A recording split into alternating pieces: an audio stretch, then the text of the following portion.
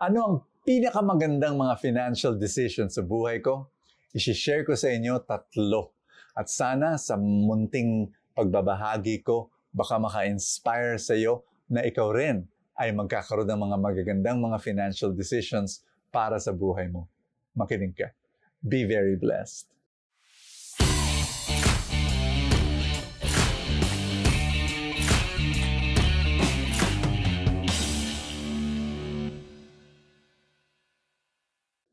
Ang una na dinicide ko na kailangan meron akong multiple income streams. Ano ba yon?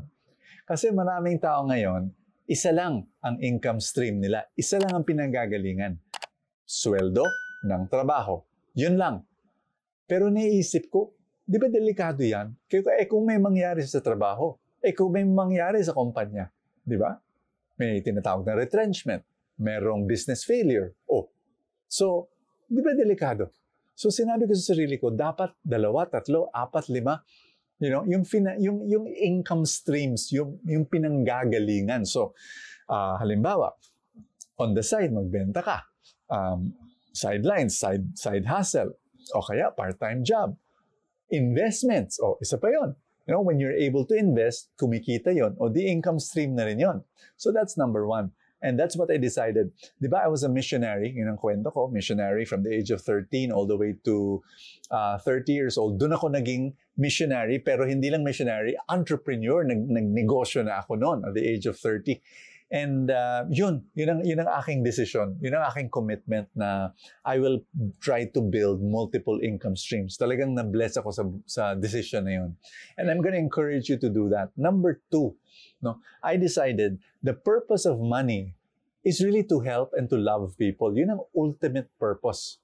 So, ang ginawa ko, sinimplihan ko lang ang buhay ko, and then so I could give more.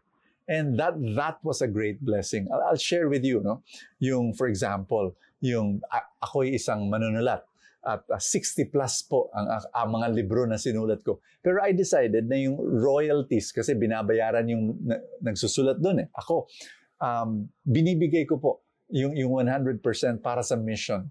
And being able to do that is a joy for me. Pangalawa, corporate speaker ako, 100% also goes to mission. Tapos number 3, mga pilgrimages na linilid ko, binibigay rin natin yung mga earnings doon. And so, why am I able to do that? Because I live a simple life. And alam mo, ang pera, hindi siya, ano ba yun? Sa English muna ha. Money is a bad master. Hindi siya magaling na boss. Malupit siya, tsaka miserable buhay mo pag siya ang boss. Gawin mo siyang servant of the purposes of God. Pag ginawa mo yun, okay na okay. We've been able to build a lot of ministries for the poor, Anawim, our home for the abandoned elderly, Grace to be Born, yung ating center for pregnant women in crisis, Jeremiah, our home for sexually abused children, iba't iba pa. Dahil sa mga generosity ng maraming tao na naniniwala na ang pera ay isang alipin at gamitin mo siya para maglingkod sa Diyos. So that, for me, is my second wisest decision. Yung pangatlo is to live a simple life para makapag-invest. So, I'll give you an example, very concrete. 14, 15 years ago, nagsimula ako ng 2 negosyo. Tapos, so nag-hire ako ng mga employees, binayaran ko sila ng mga sweldo, ganyan. Yung isa, 50 plus employees ngayon. Yung isa, 100 plus employees. Pero alam mo, for the longest time, mga 12 years, yung isang kumpanya ko, wala akong sweldo. For 12 years. 2 years ago, sinabi ko, sige, kukuha na ako ng sweldo. Yung pangalawang kumpanya, alam mo, hanggang ngayon wala akong sweldo. And the reason is this, to live a simple life, para makapag-invest. So yung kita ng kumpanya, I would invest. I would invest in the stock market. Kaya ngayon, 2 kumpanyang yun, very healthy, walang utang, may cash reserves for any crisis, for expansion. That's my message to you. Wise financial decisions. Be strategic. Alam niyo, ebanghelyo natin ngayon, nandun. Nandun yung pagiging sinabi ni Jesus, be strategic. Yung mga tao nga sa mundo, strategic sila sa pag-ayos ng kanilang pera. Ikaw rin, bilang tagasunod ko, maging strategic ka rin. How? I'll tell you how. Alam mo tayo, di ba maikli lang yung buhay natin sa mundo? Anong gagawin mo sa kayamanan na para sa iyo lang? Di ba hindi? Ang kayamanan ay para sa iba. Ang kayamanan ay para pantulong.